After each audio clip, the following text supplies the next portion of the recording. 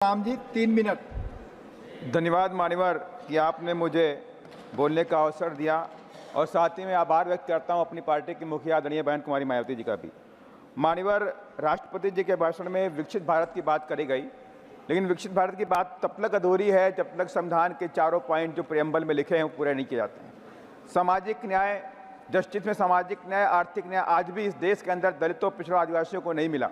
मान्यवर, इस पे सरकार को विशेष ध्यान देना पड़ेगा और मैं सरकार से कहना चाहता हूं आपके माध्यम से कि रिजर्वेशन में, प्रमोशन में रिजर्वेशन का जो बिल पेंडिंग पड़ा है उसे पूरा कराया जाए, प्राइवेट सेक्टर में रिजर्वेशन दिया जाए और साथ ही विकसित भारत की बात इस देश में तब तक नहीं हो सकती जब तक हम शिक्षा की तरफ नहीं बढ़ेंगे। जितने भी इस देश बाहर की कंट्री हैं, डेवलप कंट्रीज़ हैं, उनके पास एजुकेशन के दम पर, साइंस और टेक्नोलॉजी के दम पर आगे बढ़ी हैं, लेकिन आज शिक्षा का बाजारीकरण किया गया। शिक्षा को तमाम सरकारों ने पीछे गरीबों से धकेलने का काम किया। आज शिक्षा गरीबों से बहुत दूर होती नजर आ रही है। इस पर भी मैं सरकार से आग्रह करूंगा, शिक्षा को लेकर के गरीबों की शिक्षा फ्री की जाए। साथ ही जातिवाद एक बड़ा जहर है, जब तक सोच विकसित नहीं होगी, जातिवाद से बाहर नहीं निकलेंगे तो बात नहीं बनने वाली। पूरे देश के अंदर जातिवाद की घटनाएं बढ़ी, अत्याचार की घटनाएं बढ़ी। अभी कुछ दिन पहले उत्तर प्रदेश के फिरोजाबाद में एक दलित युवक को थाने में और वहाँ पे जेल के अंदर पीट के मार डाला गया और ऐसी कई घटनाएं देखने को मिलती हैं। मानवर, एक दुर्भाग्य की घटना घटी हरिद्वार के अंदर, एक 13 साल की बच्ची के साथ कई लोगों ने बलात्कार किया। ये घटनाएं दुखद है मानवर, इन पर भी सरकार को रोक लगाना चाहिए कि ऐसी घटनाओं की पुनरावृत्ति देश में नहीं होनी चाहिए।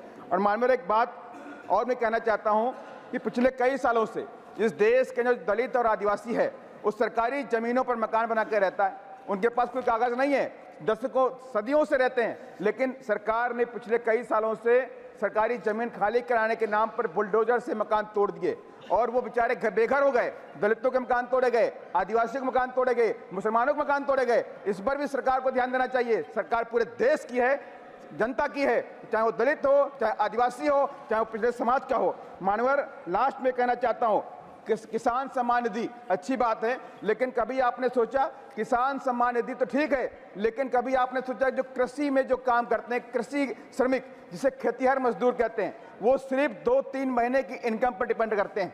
मानवर, मैं सरकार से कहना चाहता हूं आपके माध्यम से, जो खेतिहर मजदूर है, कृषि श्रमिक है, उनको भी किसान सम्मान निधि की तरह कृषि श्रमिक निधि देने का सरकार काम करे। और साथ ही मैं आपके माध्यम से कहना चाहता हूं कि SC ST जो हैं, आर्थिक न्याय कैसे मिलेगा? SC ST OBC के लोगों को उनके अपने पैर पे खड़ा करना पड़ेगा।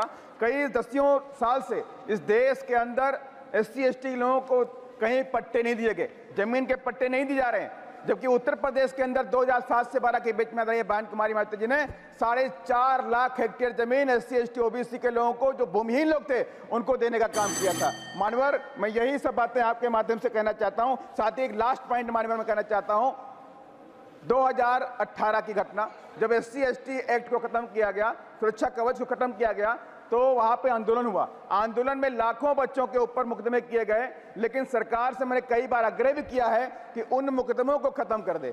जब आपने बात को मान लिया है, SC ST कानून को वापस भी कर दिया, तो उनके ऊपर लगे मुकदमे वापस कर दे। ये मेरी सरकार से अनुरोध है आपके माध्यम से। धन्यवाद। जय भीम, जय भारत। धन्यवाद माननीय श्री राम जी।